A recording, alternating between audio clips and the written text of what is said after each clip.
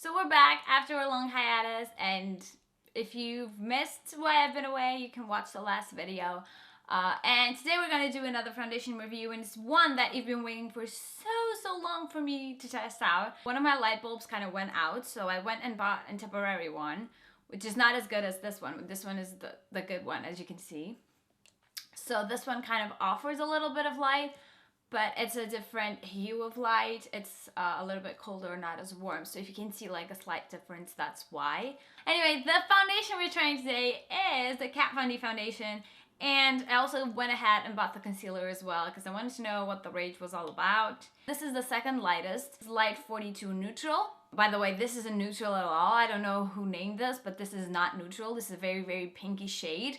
But the one below was actually quite neutral, but too pale for me, which is good because I know a lot of people are paler than me, and I really like that she has that option. And the one above is just so yellow and dark, and I just could not believe like the drastic change. I actually took a photo, so I'm gonna input it right here. Yeah, the one above this is Light 43 Warm, and that shit is warm, like yellow warm, not just general warm, and it's too dark anyway. And I thought I was going crazy, but my friend with me, she completely agreed. 1 and 2 kind of make sense, but this should not be called neutral. A little bit more neutral in the packaging, so maybe I got a bad tester, we'll see. I'm not pinky. I know that I have a lot of acne, so I look like I'm pinky, and a lot of fair people are really pinky, but I'm just not, and I'm not warm either. I'm just neutral. So I've been battling for a really long time, so let's get on ahead it. I love the packaging, love it. Love the Kat Von D kind of design and thingy. It has this like stopper button, which I find really cute and really handy. This is another thing that I'm complaining about, because the first shade of concealer is a complete white that you can mix with other concealers and other foundations. That's really cool. And this is the second lightest, so the actual lightest human shade of concealer is called L1 Neutral. It is pretty fair, a lot more fair than this, but not as fair, I think, as the fairest foundation. And it is quite neutral. So again, I don't know, like, I hate when brands don't do a concealer that kind of matches the foundation. I want to pair them up, and if I can't, it's gonna be awkward. I'm gonna pump it here. This is what it looks like. To be honest, this looks a lot lighter, no, a lot more neutral than the foundation in the shop, which I'm happy about. It still has a few pinky things in there, but it isn't shocking me as much as it did in the store. Also, if you're wondering why my skin is so shiny, it's not primed per se, but because I'm on raw Accutane, I've been going heavy on the oils on my face just because it's dry as a motherfucker and I need it to be like, not hell. Treat this foundation review as a dry skin review sort of foundation, so. This does not look as rosy as I thought it would, so I'm happy about that. And so this foundation is praised by its coverage, it's long lasting. Some people do say it's a little cakey. This is a first kind of very sheer layer. We can still see pretty much everything. It just evened out the redness. I'm gonna go ahead and be a little bit more heavy on the pigmented parts. It just feels like it's not settling in right. I just did this with my finger here. It's like it's not setting into skin. It's just like balling around and being weird. The nose.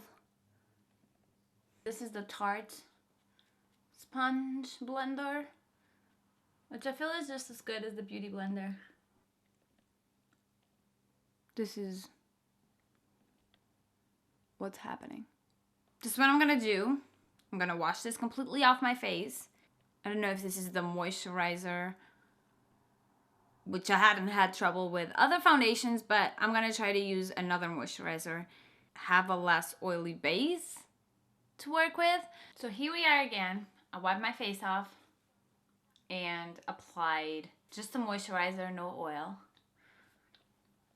I'm letting it sink in a little, and then I'm gonna try again. Never seen a foundation do this before. My skin is now like super red because I was just like taking my makeup off.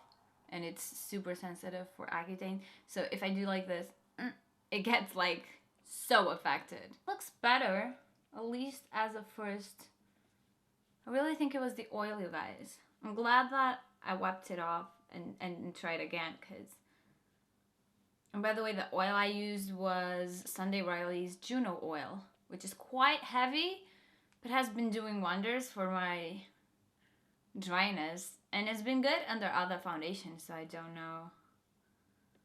It's still definitely a little bit patchy, but nothing like we were talking about before. It's like normal patchy, like normal full coverage patchiness, and it's not even that accentuated.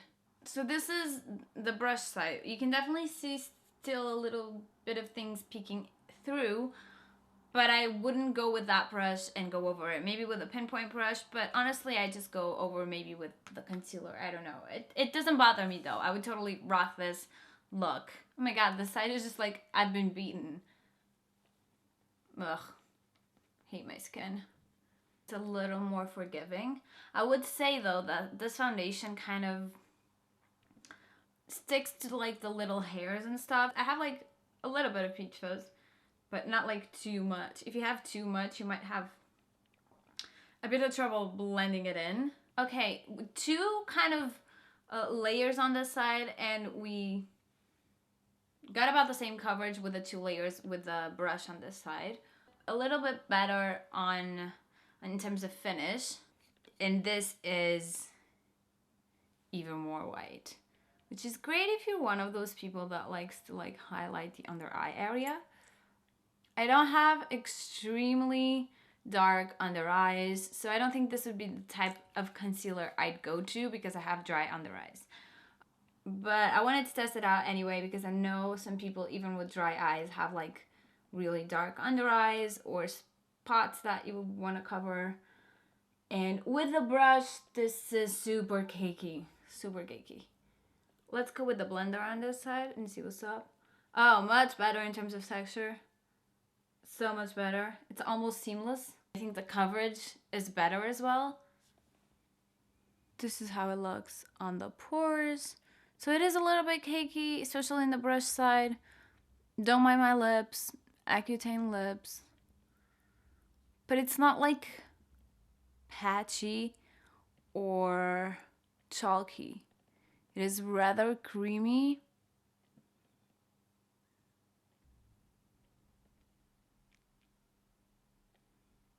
It does have a certain glow, as you can see. I was expecting it to be way more chalky than this.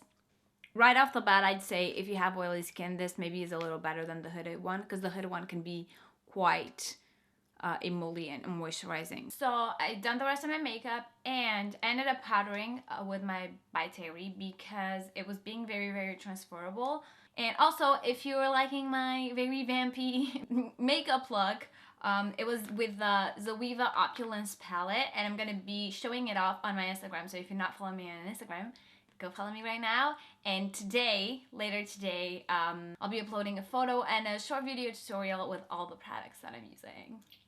I forgot to say that when I applied blush, and I applied it pretty heavily, as you can see, it did not kind of take away from the coverage of the foundation, which is great, and I wasn't expecting it because it was being so transferable. But once I powdered it, it kind of stayed. It is a little transferable here, like, but barely transferable, and the coverage is still all there, and like from afar it looks really pretty, and the shade doesn't bother me as well. In person you can see that it's a little bit more rosy than my neck, but it's like hardly noticeable, like no one will look at it. But I don't like this foundation. I don't know if it's because of my current dry skin, I don't think so. This would be more of a type of foundation for oilier skin types, even though I did have to powder. That's kind of the complex thing. I look way older with this foundation because it settles in all the lines. These lines on my forehead that are usually barely noticeable it looks like they're so much worse. It looks like they're actual wrinkles when they're really not. It's just like the product deposited there. And also my smile, I don't know, it's weird. Like, I have other foundations that I'm using that I was still using before Accutane and I'm still using now. And sometimes they do get a little bit more flaky because my skin is more dry and sensitive, but they don't accumulate like this. This is like, can you see that? If you have this foundation, let me know if this happens to you. Around the mouth area, it is a little bit cakey. And a little bit like breaking down, but at the same time not. Like it's all there, but it's like crumbly and flaky. It's like a crumbling cookie, if that makes any sense. Under eye, we also have creasing a lot. So it's kind of the same texture, and the texture is kind of consistent with the foundation. For under eye, for me specifically, it's a little bit drying and it is creasing a lot, even though I powdered under eye. Pretty similar actually to the last one. But again, it just makes me look old.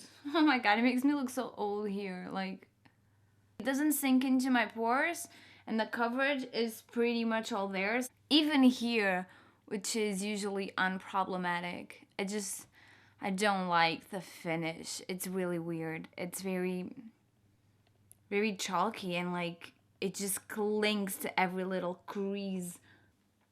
I would be opening to trying this foundation a little bit more, but having my Huda Beauty makes things hard because I always want to use it all the time because I want to look amazing all the time. Don't forget that I'm uploading this eye look as a short tutorial on my Instagram, so make sure to follow me there. Don't forget also to subscribe to the channel and click the little bell button to know every single time I'm uploading, and let me know what other foundations you want me to test out. I've got a few on my list, but I actually got a few on my makeup stand waiting. But yeah, let me know what you want me to test out. I'll also be doing short like little polls on Twitter and Instagram asking you what foundation should be next. So yeah, that's pretty much it, guys. Bye.